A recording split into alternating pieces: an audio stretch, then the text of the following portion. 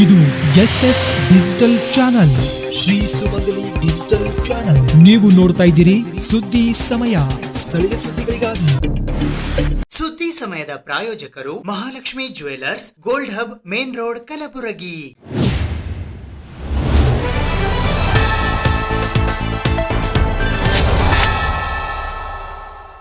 ಸುದ್ದಿ ಸಮಯಕ್ಕೆ ಸ್ವಾಗತ. ನಾನು RJ ಮಂಜು ಹಿರೋಳಿ. ಹೈದರಾಬಾದ್ ಕರ್ನಾಟಕ ಶಿಕ್ಷಣ ಸಂಸ್ಥೆಯ ಡಾಕ್ಟರ್ ಮಾಲಕರೆಡ್ಡಿ ಹೋಮಿಯೋಪತಿಕ್ ಮಹಾವಿದ್ಯಾಲಯ ಮತ್ತು ಆಸ್ಪತ್ರೆ ಕಲಬುರಗಿಯ ವತಿಯಿಂದ ಪದವಿ ಪ್ರದಾನ ಸಮಾರಂಭವನ್ನ ಹಮ್ಮಿಕೊಳ್ಳಲಾಗಿತ್ತು.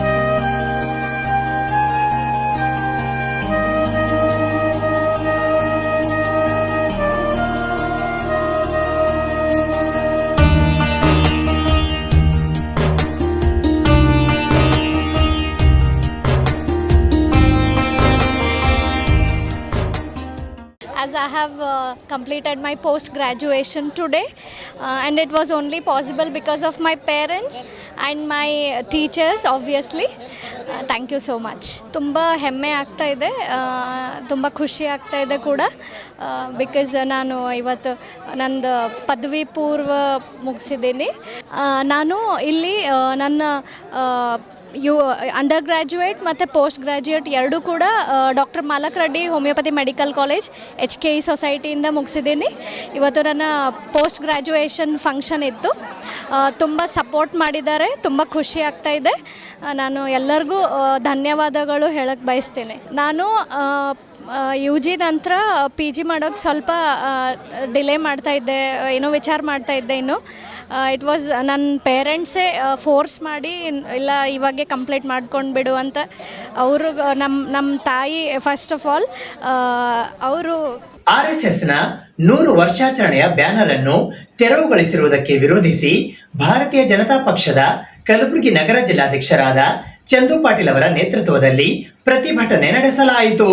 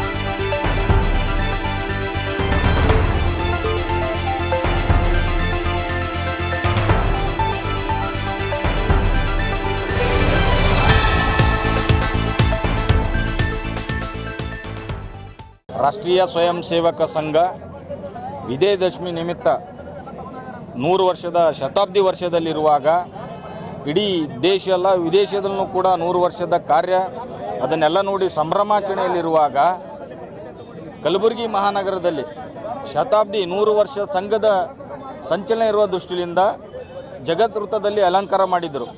ಸಂಘ 100 ಅಂತೇಳಿ ಅದರ ಜೊತೆಗೆ ಕೆಲವೊಂದು ಸ್ಲೋಗನ್ಗಳಿರುವಂತಹ ಪತ್ರಿಕೆ ಇತ್ತಲ್ಲಿ, ಬ್ಯಾನರ್. ಅದನ್ನು ಮಹಾನಗರ ಪಾಲಿಕೆ ಅಧಿಕಾರಿಗಳು ಅವರ ಕೆಲಸ ಮಾಡುವಂತಹ ಕೂಲ ಕಾರ್ಯಕ್ರಮದಿಂದ ಆ ಬ್ಯಾನರನ್ನು ಉದ್ದೇಶಪೂರ್ವಕವಾಗಿ ತೆರವುಗೊಳಿಸಿದ್ದಾರೆ.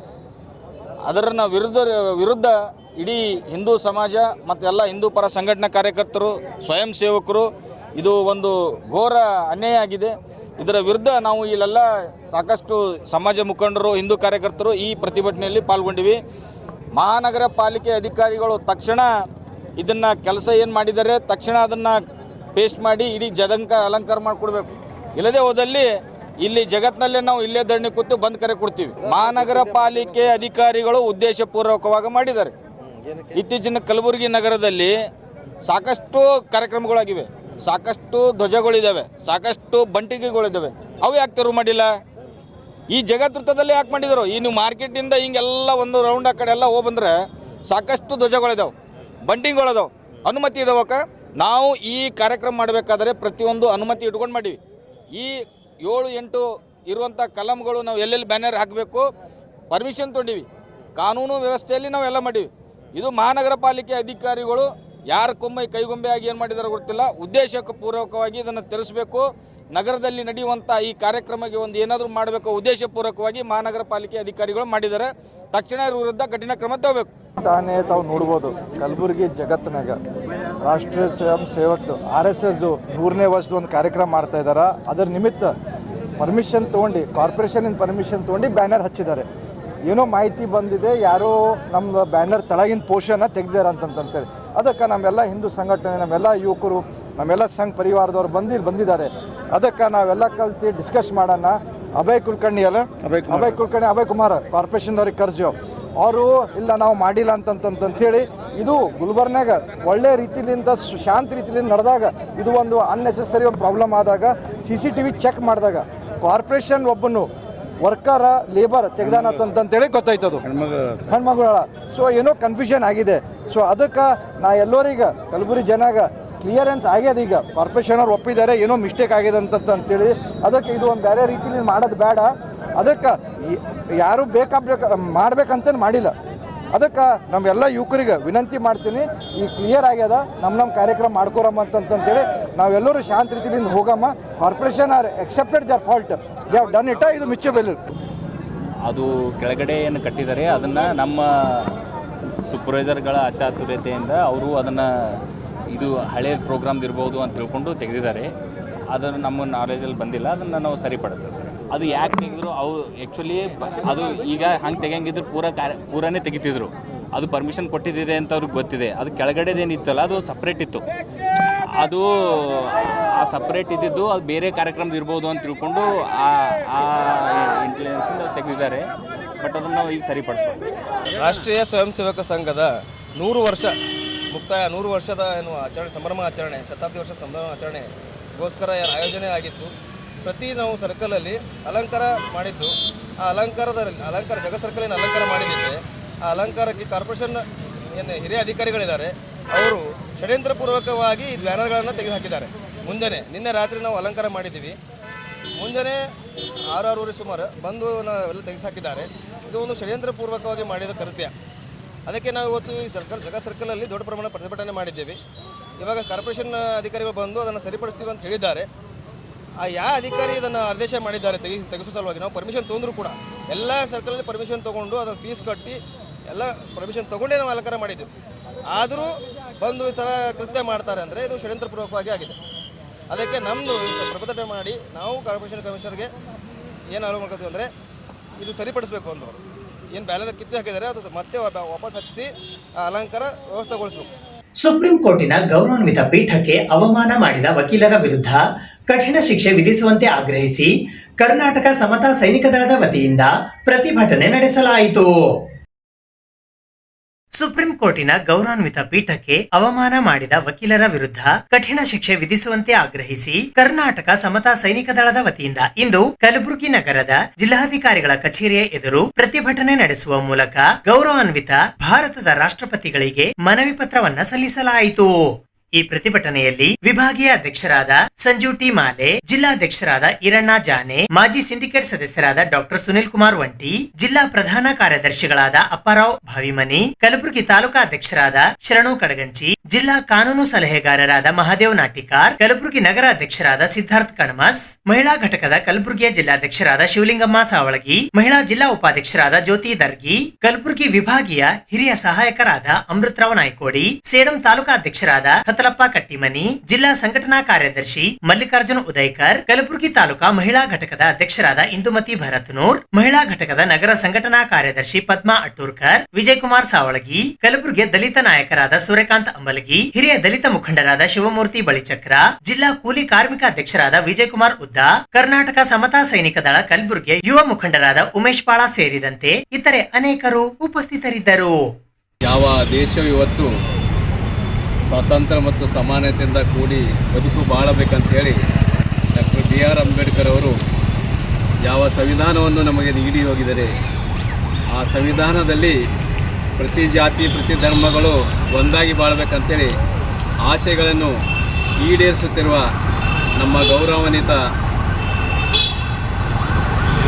ನ್ಯಾಯಮೂರ್ತಿಗಳಾದ BR ಗವಾಯ್ ಸಾಹೇಬರವರಿಗೆ ಏನು ಯಾವ ಸರ್ವೋಚ್ಚ ನ್ಯಾಯಾಲಯದ ಪೀಠಕ್ಕೆ ಹಿರಿಯ ವಕೀಲರು ತಮ್ಮ ಕಾಲಿನ ಶೂವನ್ನು ಎಸೆದು ಪೀಠಕ್ಕೆ ಅವಮಾನ ಮಾಡಿದ್ದಾರೆ.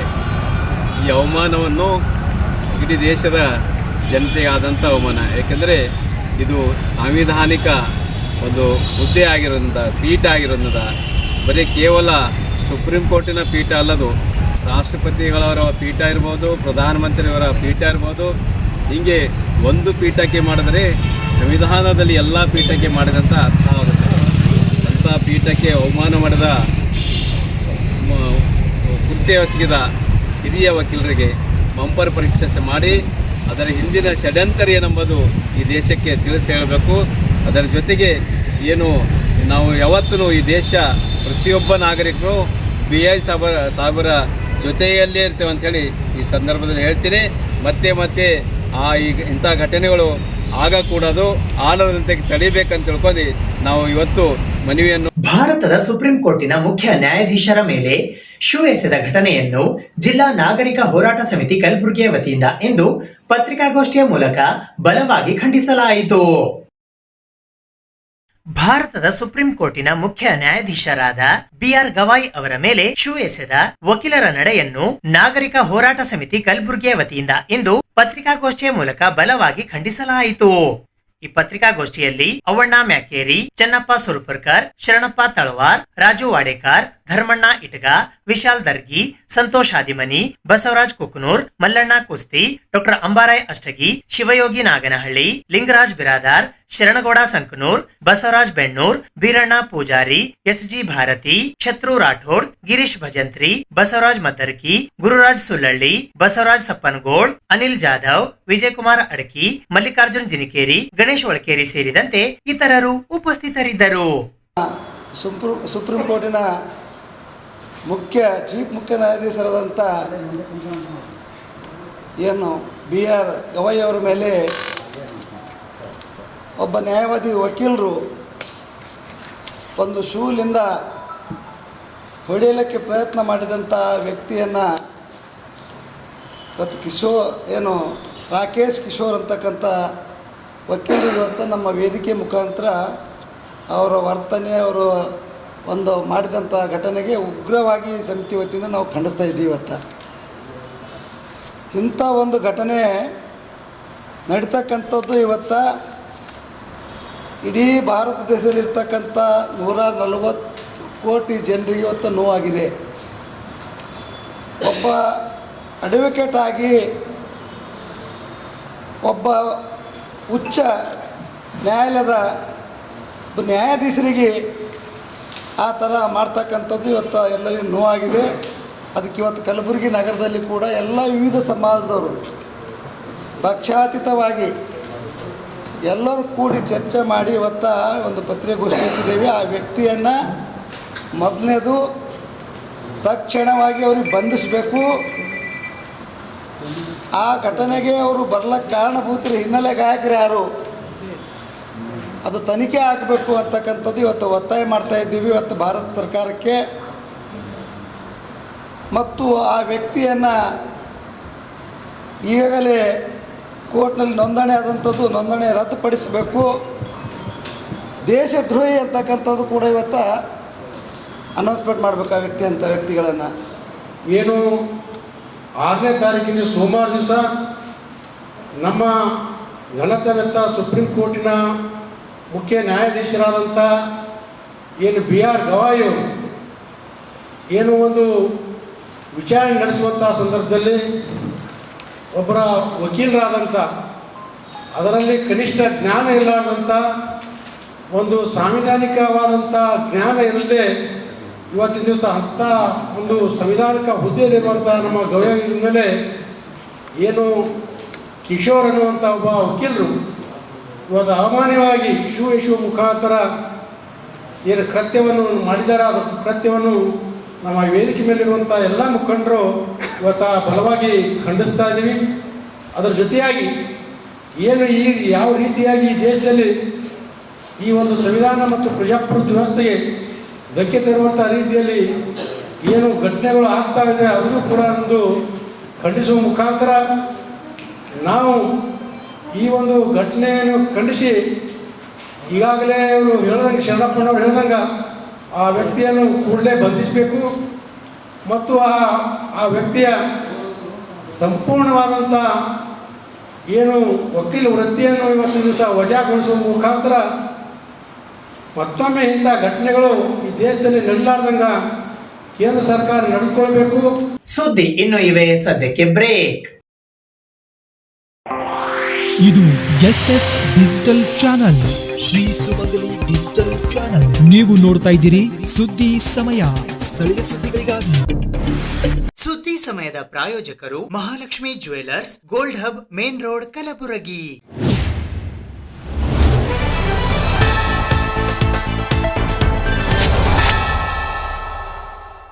ಆಹಾರ ಸುರಕ್ಷತೆ ತರಬೇತಿ ಮತ್ತು ಪ್ರಮಾಣ ಪತ್ರ ಕೇಂದ್ರದ ವತಿಯಿಂದ ಕರ್ನಾಟಕ ರಾಜ್ಯದಲ್ಲಿ ಝೆಡ್ ಅರಿವು ಮತ್ತು ನೋಂದಣಿ ಮಾಡುವ ಕುರಿತು ಇಂದು ಪತ್ರಿಕಾಗೋಷ್ಠಿಯ ಮೂಲಕ ಮಾಹಿತಿ ನೀಡಲಾಯಿತು. ಆಹಾರ ಸುರಕ್ಷತೆ ಮತ್ತು ಗುಣಮಟ್ಟ ಪ್ರಾಧಿಕಾರ FSSAI ಇದರ ಅಡಿಯಲ್ಲಿ ಬರುವ ಆಹಾರ ಸುರಕ್ಷತೆ ತರಬೇತಿ ಮತ್ತು ಪ್ರಮಾಣ ಪತ್ರ FOSTACಯನ್ನು ಕಡ್ಡಾಯವಾಗಿ ತರಬೇತಿ ಪಡೆಯುವುದರ ಬಗ್ಗೆ ಕರ್ನಾಟಕ ರಾಜ್ಯ ವ್ಯಾಪ್ತಿಯಲ್ಲಿ Z zero defect zero effect ಅರಿವು ಮತ್ತು ನೋಂದಣಿ ಮಾಡುವ ಕುರಿತು ಇಂದು ಆಹಾರ ಸುರಕ್ಷತೆ ತರಬೇತಿ ಮತ್ತು ಪ್ರಮಾಣ ಪತ್ರ ಕೇಂದ್ರ, global institute for education and research foundation, Madakari Nayak circle, Kudligi ಇವರ ವತಿಯಿಂದ ಪತ್ರಿಕಾಗೋಷ್ಠಿಯ ಮೂಲಕ ಮಾಹಿತಿ ನೀಡಲಾಯಿತು. 6 ಮಂತಿಂದ ಇದು ವರ್ಕ್ ರನ್ನಿಂಗಲ್ಲಿದೆ. ಈ ರನ್ನಿಂಗಲ್ಲಿ ಇರ್ತಕ್ಕಂಥ ವರ್ಕಲ್ಲಿ ಇಲ್ಲಿ ಅಂಕಿತ ಅಧಿಕಾರಿಗಳು ಬರ್ತಾರೆ ನಮಗೆ, DO ಅಂತ ಹೇಳ್ಬಿಟ್ಟು. ಫಸ್ಟ್ ಬಂದ್ಬಿಟ್ಟು ಪುಣ್ಯ ಶೆಟ್ಟಿ ಸರ್, ರತ್ನಾಕರ್ ಶೆಟ್ಟಿ ಸರ್ ಇದ್ರು ಇಲ್ಲಿ DO ಆಗ್ಬಿಟ್ಟು. FSO ಬಂದ್ಬಿಟ್ಟು ಆಂಜನೇಯ ಸರ್ ಇದ್ರು, ಆಂಜನೇಯ ಬೈಕರ್ ಹೇಳ್ಬಿಟ್ಟು. ಅವ್ರು ಇವತ್ತಿಂದ ಡ್ಯೂಟಿ ಮತ್ತೆ ಜಾಯ್ನ್ ಆಗಿದ್ದಾರೆ ಅಂತ ಮಾಹಿತಿ ಇದೆ ನಮಗೆ. ಇವಾಗ ಇಲ್ಲಿ DO ಹ್ಯಾಂಡ್ ಓವರ್ ಬಂದ್ಬಿಟ್ಟು AC ಕೊಟ್ಟಿದ್ದಾರೆ, ಅಸಿಸ್ಟೆಂಟ್ ಕಮಿಷನರ್ಗೆ. ಇವತ್ತು ನಾವು ಅವ್ರನ್ನ ಭೇಟಿ ಆಗ್ತಾ ಇದ್ದೀವಿ. ಇದ್ರ ಕಾರಣ ನಾವು ಪ್ರೆಸ್ ಮೀಟ್ ಕರೆದಿರೋ ಉದ್ದೇಶ ಇಷ್ಟೇ, ತರಬೇತಿ FBOಗಳು ಅಂದರೆ ಆಹಾರ ಮಾರಾಟಗಾರರು, ಕಿರಾಣಿ ಆಗಿರ್ಬೋದು, ಹೋಟೆಲ್ಲು, ಬೇಕ್ರಿ, ಪ್ರತಿಯೊಬ್ಬ ಕಿರಾಣಿ ಹೋಟೆಲ್ ಮಾಹಿತಿ ಇರಲ್ಲ ಸರಿಯಾದ, ಹೇಗೆ ಅವ್ರನ್ನ ಯುಟಿಲೈಸೇಷನ್ ಮಾಡ್ಕೊಬೇಕು ವರ್ಕರ್ಸ್ನ, ಆಮೇಲೆ ಯುಟಿಲೈಸ್ ಮಾಡ್ಕೊಂಡ್ಮೇಲೆ ಆಹಾರ ಹೇಗೆ ಸಿದ್ಧಪಡಿಸಬೇಕು ಅಂತ ಮಾಡ್ತಾ ಇರ್ತಾರೆ. ಪ್ರತಿಯೊಂದನ್ನು ಮಾಡ್ತಾ ಇರ್ತಾರೆ. ಆದರೆ ಇದ್ರ ಬಗ್ಗೆ ತರಬೇತಿ ಅಂತ ಒಂದು FSSAI ಸಂಸ್ಥೆ ಹಮ್ಮಿಕೊಂಡಿದೆ. ಈ ಸಂಸ್ಥೆ ಕಾರ್ಯಾಗಾರದಲ್ಲಿ 100% ಇದು ಮ್ಯಾಂಡೇಟ್ರಿ ಇದೆ. ನಮ್ಮ ಕರ್ನಾಟಕದಲ್ಲಾಗಿರ್ಬೋದು, ಸೆಂಟ್ರಲಲ್ಲಾಗಿರ್ಬೋದು. ಇದ್ರ ಬಗ್ಗೆ ಸರಿಯಾದ ಮಾಹಿತಿ ಪ್ರತಿಯೊಬ್ಬರಿಗೂ ಇರದೇ ಇರೋ ಕಾರಣ ನಾವು 4 ಗಂಟೆಗಳ ತರಬೇತಿ ಒಂದು ಕೊಡ್ತಾ ಇದ್ದೀವಿ ಸರ್. ಈ 4 ಗಂಟೆಗಳ ತರಬೇತಿಯಲ್ಲಿ ಪ್ರತಿಯೊಬ್ಬ FBOs ಇದನ್ನು ಸರ್ಕಾರ ನಿಗದಿಪಡಿಸಿರ್ತಕ್ಕಂಥ ಹಣವನ್ನು ಕಟ್ಟಿ ರಿಜಿಸ್ಟ್ರೇಷನ್ ಮಾಡಿಸ್ಕೊಂಡು ತರಬೇತಿ 4 ಅವರು ತೊಗೋಬೇಕು ಅನ್ನೋದು ಪ್ರತಿಯೊಬ್ಬ FBOಸ್ಗೆ ಮ್ಯಾಂಡೇಟ್ರಿ ಇದೆ, ಲೈಸೆನ್ಸ್ ಹೋಲ್ಡರ್ಸ್ಗೆ. ಇದಾದ ನಂತರ ಇಲ್ಲಿ ನಮಗೆ ಫೀಲ್ಡಲ್ಲಿ ಹೋದಾಗ ಸಮಸ್ಯೆಗಳೇನಾಗ್ತಾ ಇದೆ ಅಂತ ಹೇಳಿದ್ರೆ, ಪ್ರತಿಯೊಬ್ಬ ಕಿರಾಣಿ ಹೋಟೆಲ್ಸ್ ಮಾಲೀಕರೆಲ್ಲ ಏನು ಕೇಳ್ತಾ ಇದ್ದಾರೆ, ನಮಗೆ ಇದ್ರ ಬಗ್ಗೆ ಮಾಹಿತಿ ಏನೂ ಇಲ್ಲ. ಇದುವರೆಗೆ ಯಾವುದೇ ಥರ ಪೇಪರಲ್ಲಿ ಆಗಿರ್ಬೋದು, ಅನೌನ್ಸ್ಮೆಂಟ್ಗಳಾಗಿರ್ಬೋದು ಬಂದಿಲ್ಲ. ಅದಾದಮೇಲೆ ಯಾವುದೇ ಥರ ಪ್ರೆಸ್ ಮೀಟ್ಗಳಾಗಿಲ್ಲ. ನೀವು ಯಾವ ಥರ ಮಾಡ್ಕೊತ ಹೋಗ್ತಾ ಇದ್ದೀರಾ. ನಮಗೆ DC ಆರ್ಡ್ರ್ ಆಗಿದೆ, DO ಆರ್ಡ್ರು ಆಗಿದೆ. ಪ್ರತಿಯೊಬ್ಬ ಆರ್ಡರ್ಸ್ ಇದ್ದರೂ ಕೂಡ ನಮಗೆ ಇಲ್ಲಿ ವರ್ಕ್ ಮಾಡೋದು ತುಂಬ ಕಷ್ಟ ಆಗ್ತಾಯಿದೆ, ತರಬೇತಿ ಮಾಡಲಿಕ್ಕೆ ಆಗ್ತಾಯಿಲ್ಲ. FBO ಒಳಗೆ ಹೋದರೆ ಫೀಲ್ಡಲ್ಲಿ ತುಂಬ ಸಮಸ್ಯೆಗಳಾಗ್ತಾ ಇದೆ. ಹಾಗಾಗಿ ಪ್ರತಿಯೊಬ್ಬರು ಕೂಡ ನಿಮ್ಮ ಒಂದು ಪತ್ರಿಕಾ ಪ್ರಕಟಣೆಯಿಂದ ನಮಗೆ ಇನ್ನೂ ಅವೇರ್ ಆಗುತ್ತೆ ಅನ್ನೋ ಕಾರಣಕ್ಕೆ ನಾವು ಈ ಪತ್ರಿಕಾಗೋಷ್ಠಿಯನ್ನು ಕರೆದಿರೋ ಉದ್ದೇಶ ಸರ್. ಇದರಲ್ಲಿ ಸಮಸ್ಯೆಗಳಂತ ಬಂದರೆ ಇದ್ರ ಬಗ್ಗೆ ಯಾರಿಗೂ ಮಾಹಿತಿ ಇಲ್ಲದೆ ಇರೋದೊಂದು. ನೀವು ಪತ್ರಿಕಾ ಪ್ರಕಟಣೆ ಹೊರಡಿಸಿದ ನಂತರ ಪ್ರತಿಯೊಬ್ಬ FPOಸ್ಗೆ ತಲುಪಬಹುದು ಒಂದು. ಅದಾದ ನಂತರ ನಮ್ಮ FSOಗಳಾಗಿರ್ಬೋದು, DO ಇರಲ್ಲ, AC ಹೇಳ್ತೇವೆ ನಾವು. AC ಮುಖಾಂತರ ನಾವು ಏನು ಮಾಹಿತಿ ತೊಗೊಂಡಿದ್ದೀವಲ್ಲ ಆ ಮಾಹಿತಿಯನ್ನು ನಾವು ಇನ್ನೊಂದು ಸಾರಿ ಅವರಿಗೆ ರಿಕ್ವೆಸ್ಟ್ ಮಾಡಿ, ಇವಾಗ AC ಹೊಸಬ್ರು ಬಂದಿರೋದ್ರಿಂದ ಅವ್ರಿಗೆ ಹೇಳ್ಬೇಕು ನಾವು ಇದೇನು ಮಾಹಿತಿ ಅಂತ ಹೇಳ್ಬಿಟ್ಟು. ಇವತ್ತು ಫೀಲ್ಡಲ್ಲಿ ಇದ್ದಾರೆ ಅಂತ ಹೇಳಿದರು AC ಅವರು. ಅವ್ರು ಫೀಲ್ಡಲ್ಲಿ ಬಂದ ತಕ್ಷಣ ನಾವು ಹೋಗಿ ಅವ್ರಿಗೆ ಭೇಟಿ ಮಾಡಿ ಇದ್ರ ಉದ್ದೇಶಗಳು ತಿಳಿಸಿ, ಇಲ್ಲಿ FSOಗಳು ಲೋಕಲ್ ಯಾರಿದ್ದಾರೆ ಅವ್ರನ್ನ ಕಂಡು ಇದ್ರದ್ದಿಂದ ನಮ್ಮ ವರ್ಕಿಂದ ನಮಗೆ ಸರಿಯಾದ ರೀತಿಯಲ್ಲಿ ಹೋಗೋದಕ್ಕೆ ವ್ಯವಸ್ಥಿತವಾಗಿ ಇದೊಂದು ಆಗಬೇಕು ಅನ್ನೋ ಕಾರಣಕ್ಕೆ ಪತ್ರಿಕಾಗೋಷ್ಠಿ ಕರೆದಿರೋದು ಉದ್ದೇಶ ಅಷ್ಟೇ.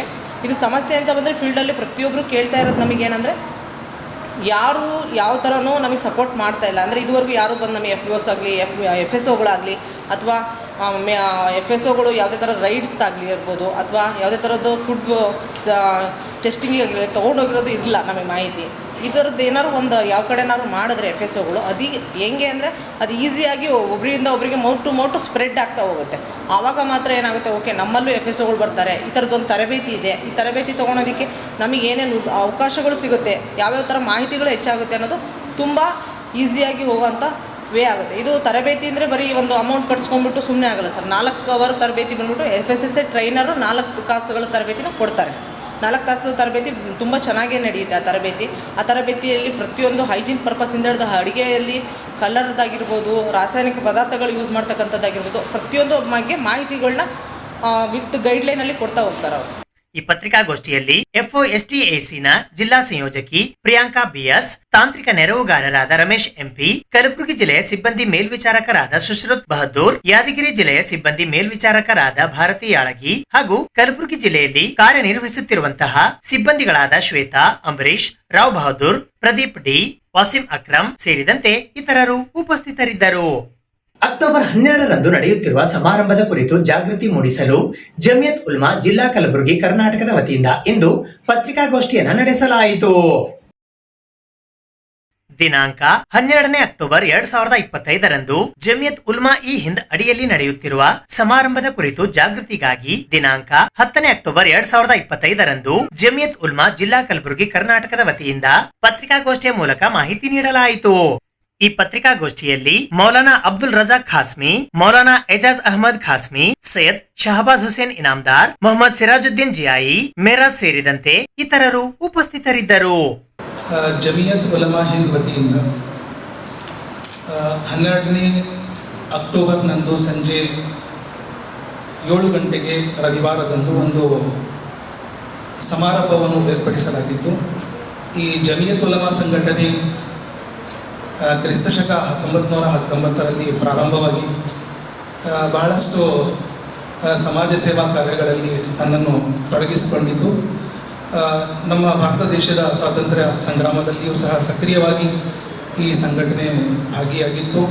ಹಜರತ್ ಮೌಲಾನಾ ಮಹಮೂದ್ ಹಸನ್ ದೇವಬಂದಿ ಮತ್ತು ಮೌಲಾನಾ ಹುಸೇನ್ ಅಹಮದ್ ಮದನಿ ಸಾಹೇಬರು ಇದರ ಪ್ರಾರಂಭಿಕ ಕಾರ್ಯಕರ್ತರಾಗಿದ್ದು, ಅದೇ ರೀತಿಯಾಗಿ ಈ ಸಂಘಟನೆ ಮುಂದುವರಿಯುತ್ತಾ ಪ್ರಾಕೃತಿಕ ವಿಕೋಪಗಳು ಸಂಭವಿಸಿದಾಗಲೂ ಮತ್ತು ಯುವಜನತೆಯಲ್ಲಿ ಬಹಳಷ್ಟು ಜಾಗೃತಿಗಳನ್ನು ಮೂಡಿಸಿ ಅವರಿಗೆ ದುಶ್ಚಟಗಳಿಂದ ಬಿಡಿಸುವ ಕೆಲಸವಾಗಲಿ ಬಹಳಷ್ಟು ಕಾರ್ಯಗಳಲ್ಲಿ ಈ ಸಂಘಟನೆ ತೊಡಗಿಸಿಕೊಂಡಿದೆ. ಇದರ ಒಂದು ಅಂಗವಾಗಿ 12ನೇ ಅಕ್ಟೋಬರ್ನಂದು ಸಂಜೆ 7 ಗಂಟೆಗೆ ನ್ಯಾಷನಲ್ ಕಾಲೇಜ್ ಗ್ರೌಂಡ್ನಲ್ಲಿ ಒಂದು ಬಹಿರಂಗ ಒಂದು ಸಮಾರಂಭವನ್ನು ಹಮ್ಮಿಕೊಳ್ಳಲಾಗಿದ್ದು, ಈ ಸಮಾರಂಭಕ್ಕೆ ಇದರ ಉಪಾಧ್ಯಕ್ಷರಾದ ಹಜರತ್ ಮೌಲಾನಾ ಅಸ್ಜದ್ ಮದನಿ ಸಾಹೇಬರು ಮತ್ತು ಕಾರ್ಯದರ್ಶಿಗಳಾದ ಮೌಲಾನಾ ಮಾಸೂಮ್ ಸಾಕಿಬ್ ಸಾಹೇಬರು ಆಗಮಿಸ್ತಾ ಇದ್ದು, ಈ ಒಂದು ಸಮಾರಂಭವು ನಮ್ಮ ಭಾರತದ ಸಂವಿಧಾನದ ರಕ್ಷಣೆ ಹಾಗೂ ಮದರಸಾಗಳ ರಕ್ಷಣೆಯ ಒಂದು ಶೀರ್ಷಿಕೆ ಅಡಿಯಲ್ಲಿ ಈ ಸಮಾರಂಭವನ್ನು ಏರ್ಪಡಿಸಲಾಗಿದೆ. ಇದರ ಒಂದು ಮಾಹಿತಿಗಾಗಿ ಹಾಗೂ ಜನರಲ್ಲಿ ಇದರ ಬಗ್ಗೆ ಅರಿವು ಮೂಡಿಸಲು ಹೆಚ್ಚು ಸಂಖ್ಯೆಯಲ್ಲಿ ಭಾಗವಹಿಸಿ ಈ ಸಮಾರಂಭವನ್ನು ಯಶಸ್ವಿಗೊಳಿಸುವ ಸಲುವಾಗಿ ಇಂದಿನ ಈ ಪತ್ರಿಕಾಗೋಷ್ಠಿಯನ್ನು ಉದ್ದೇಶಿಸಿ ತಮ್ಮೆಲ್ಲರಿಗೂ ಇಲ್ಲಿಗೆ ನಮ್ಮ ಅನಿಸಿಕೆಗಳನ್ನು ಅಭಿವ್ಯಕ್ತಿಗೊಳಿಸಲು ಅನುವು ಮಾಡಿಕೊಟ್ಟಿದ್ದಕ್ಕಾಗಿ ಬಹಳಷ್ಟು ಧನ್ಯವಾದಗಳನ್ನು ನಾನು ಇದು ಇವತ್ತಿನ ಸುದ್ದಿ ಸಮಯ. ಸ್ಥಳೀಯ ಸುದ್ದಿಗಳಿಗಾಗಿ ನೋಡ್ತಾ ಇರಿ ಸುದ್ದಿ ಸಮಯ. ನಿಮ್ಮ ನೆಚ್ಚಿನ ಸುದ್ದಿ ಸಮಯವನ್ನು ಡೆನ್ ಸೆಟ್ ಬಾಕ್ಸ್ ನ ಚಾನೆಲ್ ಸಂಖ್ಯೆ 746ರಲ್ಲಿ ಪ್ರತಿದಿನ ರಾತ್ರಿ 9 ಗಂಟೆಗೆ, ಮರುಪ್ರಸಾರ ರಾತ್ರಿ 10 ಗಂಟೆಗೆ ಮತ್ತು ಮರುದಿನ ಬೆಳಿಗ್ಗೆ 8 ಗಂಟೆ ಮತ್ತು 9 ಗಂಟೆಗೆ ವೀಕ್ಷಿಸಬಹುದು. ಇದು SS ಡಿಜಿಟಲ್ ಚಾನಲ್, ಶ್ರೀ ಸುಮಂಗಲಿ ಡಿಜಿಟಲ್ ಚಾನಲ್. ನೀವು ನೋಡ್ತಾ ಇದ್ದೀರಿ ಸುದ್ದಿ ಸಮಯ, ಸ್ಥಳೀಯ ಸುದ್ದಿಗಳಿಗಾಗಿ. ಸುದ್ದಿ ಸಮಯದ ಪ್ರಾಯೋಜಕರು Mahalakshmi jewellers, gold hub, main road, Kalaburagi.